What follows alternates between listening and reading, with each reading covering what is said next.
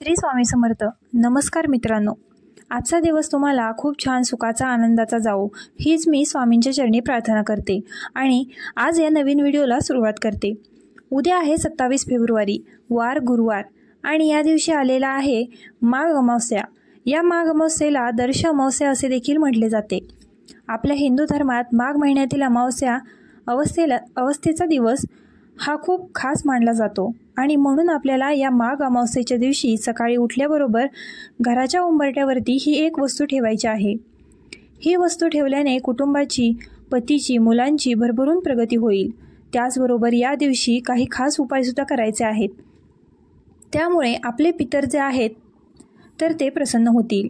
त्याचबरोबर माता लक्ष्मीची कृपाही आपल्याला प्राप्त होईल. तर अशी कोणती वस्तू आपल्याला उंबरठ्यावर ठेवायची आहेत याबद्दलची संपूर्ण माहिती आज व्हिडिओमध्ये मी तुमच्याबरोबर शेअर करणार आहे. त्यामुळे तुम्ही हा व्हिडिओ स्किप न करता शेवटपर्यंत नक्की पहा. चॅनलवरती नवीन असाल तर आपल्या ग्लो मराठी चॅनलला सबस्क्राईब करा आणि असेच माहितीपूर्व नवनवीन व्हिडिओ पाहण्यासाठी बेल आयकॉनला प्रेस करा. म्हणजे जेव्हा कधी मी नवीन व्हिडिओ अपलोड करेल त्याचं नोटिफिकेशन सर्वात अगोदर तुम्हाला भेटेल आणि तुम्ही एक पण व्हिडिओ मिस करणार नाही. माघ अमावस्येला पितरांची पूजा केल्याने व्यक्ती पूर्वजांच्या ऋणातून मुक्त होतो. या दिवशी पितृपूजनाला अनन्यसाधारण महत्त्व आहे. माघ अमावस्या 27 फेब्रुवारीला सकाळी 8:54 ते दुसऱ्या दिवशी सकाळी 6:14 असणार आहे. उदय तिथीनुसार ही माघ अमावस्या 27 फेब्रुवारीला म्हणजेच उद्या गुरुवारी साजरी केली जाणार आहे. विष्णू पुराणानुसार या अमावस्येला व्रत स्नान दान केल्याने पितरांसह ब्रह्मा, इंद्र, सूर्य, अग्नी, पशुपक्षी आणि सर्व भूते तृप्त होऊन प्रसन्न होतात. या दिवशी लक्ष्मीपूजन करणे हे देखील अत्यंत शुभ मानले जाते. माघ अमावस्येला केलेले दान सर्व मनोकामना पूर्ण करते. त्याचबरोबर या दिवशी तर्पण आणि पिंडदान केल्याने पूर्वजांच्या आत्म्याला देखील शांती मिळते आणि मोक्ष प्राप्त होतो.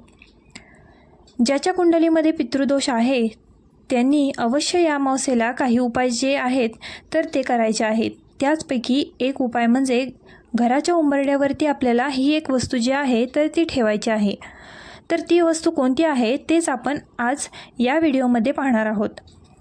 त्याचबरोबर अजून छोटे छोटे काही उपाय आहेत तर ते सुद्धा मी तुम्हाला आज या व्हिडिओमध्ये सांगणार आहे.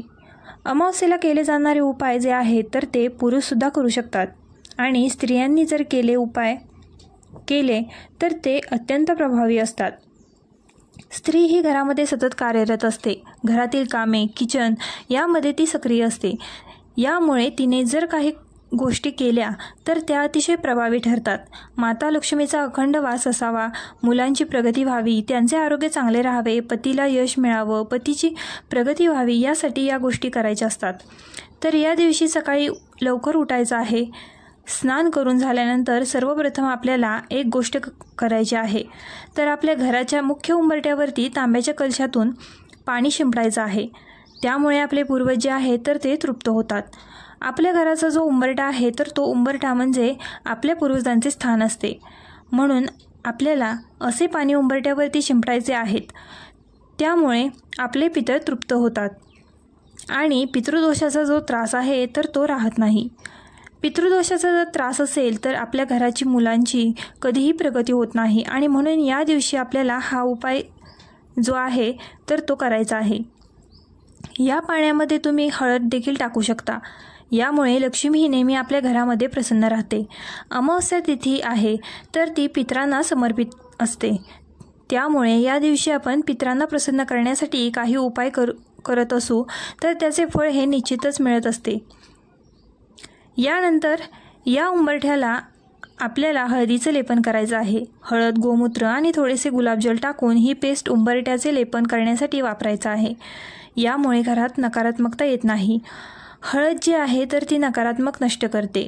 त्याप्रमाणे गोमूत्र जे आहे तर त्यामध्ये गंगेचे वास्तव्य असते आणि हळद जी आहे तर ती माता लक्ष्मीला सुद्धा आकर्षित करत असते.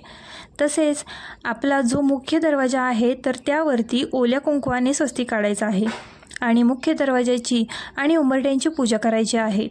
धूप अगरबत्तीने वळायचं आहे.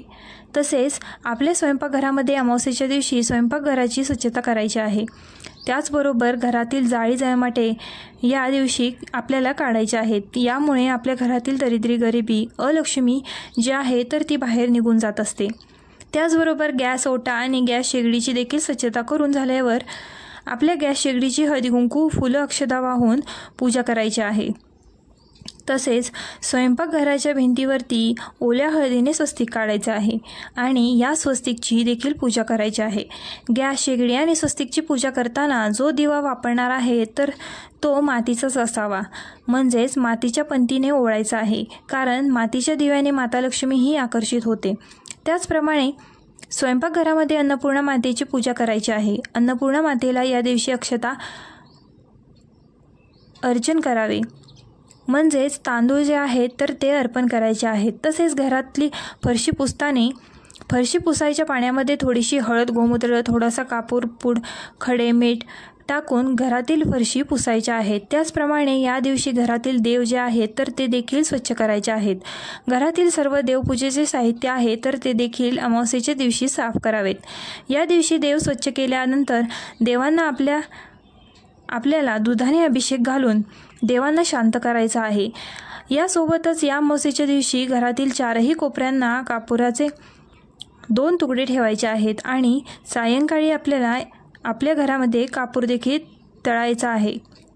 कापुरासोबत आपण 2 लवंगा आणि 2 वेलची घेऊन दालचिनीचा 1 तुकडा आणि 1 तमालपत्र भेटले तर ते देखील घेऊ शकता. तर ह्या वस्तू आपल्याला जाळायच्या आहेत. यांचा धूर हा सर्व घरभर पसरून ही धूप आरती तुम्हाला आपल्या घराच्या मुख्य दरवाजाच्या उंबरठ्यावरती नेऊन ठेवायची आहे.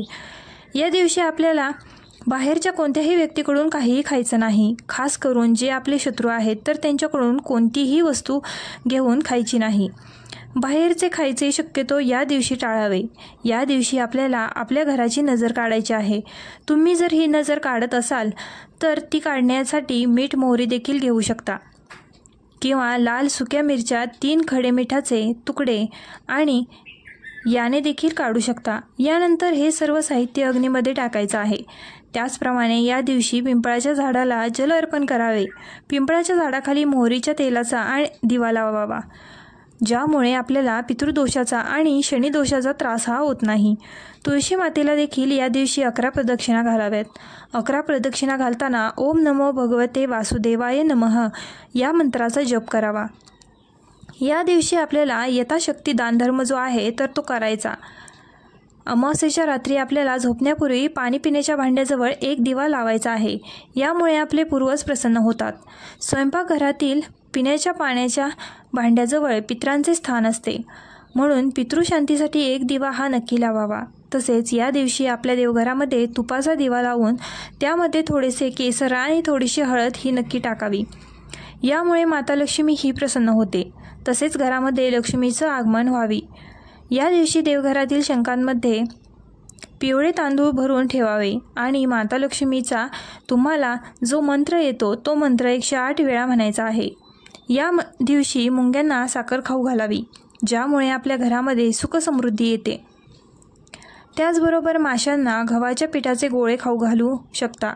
पक्ष्यांना धान्य खाऊ घालावे आणि गाईला 1 चपाती, त्यावरती 1 गुळाचा खडा ठेवून ती चपाती खाऊ घालावी, ज्यामुळे आपल्या घरामध्ये धनाची कमतरता ही कधीही राहत नाही आणि आपल्या संपत्तीमध्ये वाढसुद्धा होत असते. तसेच या दिवशी महादेवांना जलाभिषेक करून बेलपत्र आणि शमीची पाने अवश्य अर्पण करावी. कण्हेरीची फुले असेल तर ती सुद्धा अर्पण करावे. यामुळे जीवनात अनेक समस्या असेल तर त्या निघून जातात. त्याचबरोबर शिवपिंडीवरती तीळ अर्पण केल्याने आपले पितर जे आहेत तर ते शांत होतात आणि पितृदोष हा नष्ट होत असतो. कामामध्ये सतत अडचणी येत असतील, सतत रखडलेली असतील तर देवांना दूध साखराचा नैवेद्य अवश्य दाखवावा. त्याचबरोबर रात्री झोपण्यापूर्वी आपल्याला महामृत्युंजय मंत्राचा 108 वेळा जप करायचा आहे. या दिवशी आपल्याला रंगांचे वस्त्र हे चुकूनही परिधान करायचे नाहीत. तसेच या दिवशी नखे कापू नयेत, केस कापू नयेत. तसेच या दिवशी कोणत्याही शुभकार्याची सुरुवात करू नये. त्याचबरोबर नवीन कपडे देखील खरेदी करू नये आणि ते परिधान करणे देखील टाळावे. नाहीतर या सगळ्या गोष्टी पितरांना समर्पित होतात. घरामध्ये भांडण, कलह, वादविवाद कटाक्षाने टाळावे. यामुळे आपल्या घरातील आर्थिक नुकसान होत असते. व्हिडिओ आवडला असल्यास आपल्या ग्लो मराठी चॅनलला लाईक, शेअर आणि सबस्क्राईब करायला विसरू नका.